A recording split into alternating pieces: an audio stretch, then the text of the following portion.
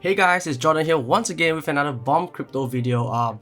So today we're gonna go through 6 main things that can make Bomb Crypto fail, and they have probably done quite a few already. I'm not gonna be kidding. It's been a tough time for Bomb Crypto, and if you're already playing the game, you might have probably felt it. If you are looking to join the game, these are things that you might want to look out for before joining into the game. But do not let me sway your decision on joining the game because I'm just a random dude on the internet, sitting behind a screen talking to a camera. So I'm just a random dude. So the first thing we're going to talk about is the reward system for Bomb Crypto. And if you guys didn't know that they recently introduced a nerf or silently introduced a nerf, or they probably introduced a few silent nerfs that not many people will have seen, but you will have felt it if you are playing the game. So right now, if you are playing the game like how I am, letting the game run, you do realize that you're earning a bit lesser Bcoins if you have earned more than 150 Bcoins, or you have earned back the Bcoins that you have put into the game. So like for me, my rewards have dropped significantly. I think it's dropped quite a bit from when I first started. I'm getting a lot lesser Bcoins right now, and this could be because I have already ROI'd my Bcoins in a certain way by mining or by the adventure mode. So that is something to look out for. And how I know that I'm earning lesser is not only because I'm tracking my Bcoin earnings, but if you go to the adventure mode, you're able to see that right now I'm at World 1 Stage 4. And with a super rare hero on Stage 4, I'm only getting 0.86 Bcoins. So if you watch a previous video of mine when I was using a super rare hero, I was getting like 1.04 Bcoins if I'm not wrong. And now it's nerfed down to 0.86, and I haven't cleared this stage yet. So it seems like I have already ROI'd my Bcoin in some way, shape, or form, and therefore now I'm getting 6% lesser, 6% lesser Bcoins, which kind of hurts because right now if you're gonna cash out, you're gonna take a 10% hit or more than that, and then now you get reduced Bcoins as well. So what this makes me feel, which is the first and second point, is that they do not reward early adopters for supporting the game. And it kind of sucks because as an early adopter, you usually tend to get more perks because you're supporting the project even before it became a live project or a live game. But now it seems that if you're an early adopter, you've earned your Bcoins, you're just gonna get nerfed, and there is no reason for anyone to reinvest in the game just to get 6% more Bcoins, and I don't think that's a wise choice to do. But if you guys want to do it, that is really up to you guys. So back onto the adventure mode, something that you realize that as you have cleared the stages, if you guys are already playing adventure mode, you realize that stage 1 here is probably the easiest to play, and then you have stage 2, which is a little bit difficult, stage 3 is a little bit difficult, stage 4 is getting a bit more tough, stage 5 is going to be the boss mode. So something I realized that as I progress through the stages, every single stage gets a little bit more difficult, but the rewards stay the same. So when I was playing, I don't know if I can see a history, but I don't think there is, but I'm just getting lesser Bcoins, or maybe I'm getting the same amount of Bcoins as completing the first stage, second stage, third stage, or the fourth stage. There is no reason for me to keep progressing, except that you reduce the rewards for the previous stage that I've already completed. So in some sense, like, it makes more sense for me to just keep grinding at stage 1 because I know I'm guaranteed this amount because I have passed that stage easily without a sweat. But now, if you're asking me to complete stage 4 and I get the same reward, and it gets really tough because I tried stage 4, and what happens is that if you take a little bit, if you hit a certain timing, it will spawn more monsters, which takes you a longer time to clear the stage. And at the end of the day, it becomes the ROI for the time spent to clear the stage doesn't make sense for you to grind at a higher level, but just to play at the first level, because you're guaranteed that, and it's a lot easier to clear the first few levels than the last 2 levels. So like for example, Axie Infinity, as you progress through adventure mode in Axie Infinity, you do get more rewards. If you're playing first stage, you get maybe like 2 or 3 SLP, but when you hit level 20, you're getting a lot more SLP and rewards from the game itself, which is a lot better than me grinding the first stage. And scholars that are playing the game or people that are playing Axie Infinity, they will always grind at higher levels because they know that when they clear that level, they're gonna get a lot more reward, a lot more SLP from those monsters in that level as compared to grinding at a lower level. So this is something that maybe the team might want to restructure, because I don't know, like if you kill the boss, you do get a chance to get an NFT, you get a chance to get something, but it's always a chance, right? And your reward for clearing that stage is gonna be the same. It doesn't make any sense for anyone to clear the boss stage over and over again. But if the rewards for the stage is, let's say, maybe if you clear the boss stage is 5 Bcoins and you clear the second time it's like half, I think that is pretty acceptable. That is pretty acceptable, because you're always grinding for the chance for the boss to drop a big loot that you can take. But I think this is something that the team should really look into, which is the reward system for the adventure mode. So moving on to the third point, the third point is really about the marketplace itself. So if you look at the marketplace, right now we can only still sell super legends, which doesn't make any sense. And with the marketplace available, we are still not able to transfer heroes from one account to another account. Or let's say if I want to give my friend a hero for a birthday, I'm not able to gift him that hero. And I think it's in a way like a centralized system where the team tries to control the amount of heroes that is being sold or being put up into the marketplace, because now you're only limited to selling super legend heroes, right? But let's say if it's my friend's birthday, if it's John's birthday, I want to send John a hero. It's like, hey, you know what? Try out this game.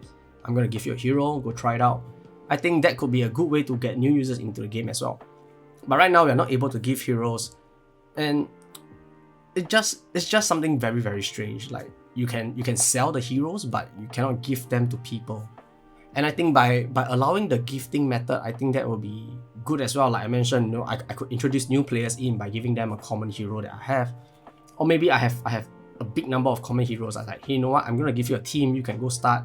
It could be a potential scholarship system, I might say, but it really depends on how the game is gonna be built, because right now it's still on MetaMask login, and not many people will want that to happen as well, because Axie Infinity goes by a email login. You can log in by a run-in as well. So the managers a run-in, and the scholars log in through an email. So let's say if Bomb Crypto were to allow that, I think that might be something that can improve the game and to get them a little bit more reach, or to get new players coming into the game, which can be very, very beneficial for the game as well. Okay, so now let's talk about botting. So previously they disallowed botting because they realized that there were a lot of people who were botting and they were draining the reward pool for Bomb Crypto or the Bcoins, which I think was a great move. You know, if you prevent botters from coming in, you do not spoil the gameplay for everyone, because in previous games that I played before, there were a lot of things that spoiled the game for me. So I was playing Ragnarok, and then we'll have to go on boss raids. And you notice that when you go on boss raids, there are people who are botting, and they always manage to get the boss before real human players are able to. So imagine you're playing with a group of friends, and then you know, you're like, yeah, let's go for a boss raid, and then you go there, and then you realize that, hey, shit, you know what? The bots have cleared all the maps in all the different channels, which I don't think is a good thing to have. It spoils the gameplay for not only the human players, but any other players that are looking to join. You'll be like, are the games full of bots? You know, if it's full of bots, do I really want to join? Because, you know, botting, like there's a lot of bots, we have the unfair advantage, and that is not very fun for everyone.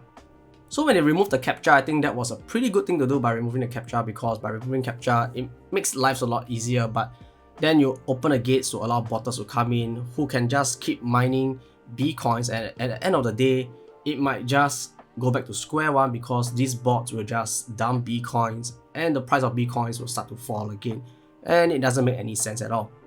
So point number 5 that we want to look at is the fear of backlash by community when being transparent. So but the team seems to not be afraid of doing secret nerf that can cause even more FUDs. So there are times where my friends, I think they do have a table or like a Excel sheet where they count how many bombs it takes to destroy a blue crate or a gold crate. And I think some of them do realize that the lifespan of these boxes increased by a little bit, so you require more bombs to destroy that.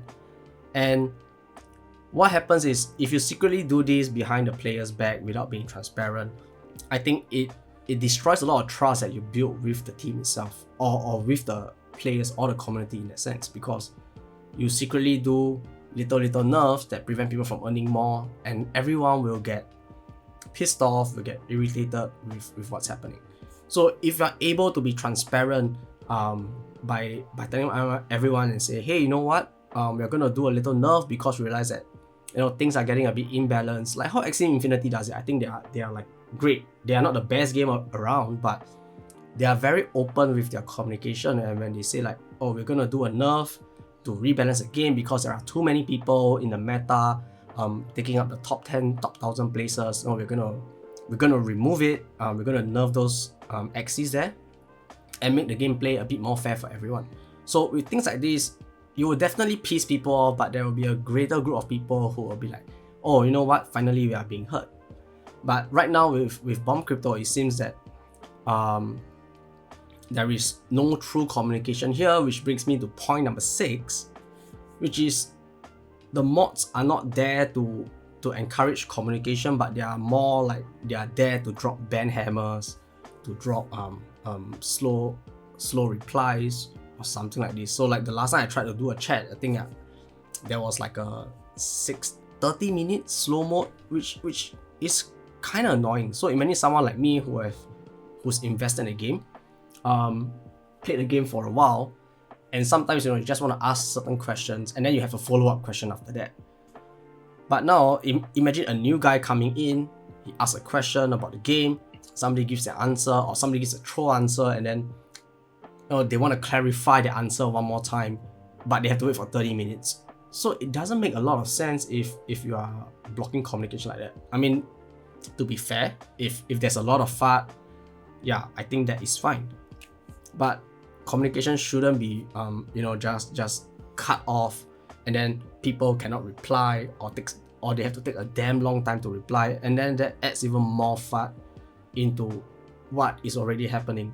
So I think the problem with the whole game right now is the team seems to be putting out small little fires that's happening around, but they do not treat the underlying thing that's happening. So just imagine this. Let's say your house is on fire and you know where the fire started from. So are you going to put out the small little fires that is out the doorstep, or are you just going to go in and like, hey, you know what, that is where the big fire is, we're just going to go there, put that fire out, and we will start to solve the runs as we walk out. Or like in a hospital, you know that let's say if I have an infection of something, you're not going to treat my symptoms, you're going to treat my infection and then treat the symptoms, because it's going to be that is how it's supposed to be, right? You treat the underlying cause and then you treat the symptoms. But now it seems that the team is treating the symptoms but not the underlying cause, which is causing them a lot more problems after this. So imagine now, if you look at the marketplace once again, imagine if they were to open up and allow people to sell any type of heroes. I got no idea what the market is gonna be like. I got no idea how it's gonna. I really have no idea, man. Like, these filters are here, but we're not able to use it, and I got no idea what is gonna happen if they just open the floodgates and they allow people to sell all their heroes. I'm not sure if the game will dump to 0, but it could be a possibility, man. I mean, everything's a zero-sum game. So I hope we all make it, guys. I really hope we all make it.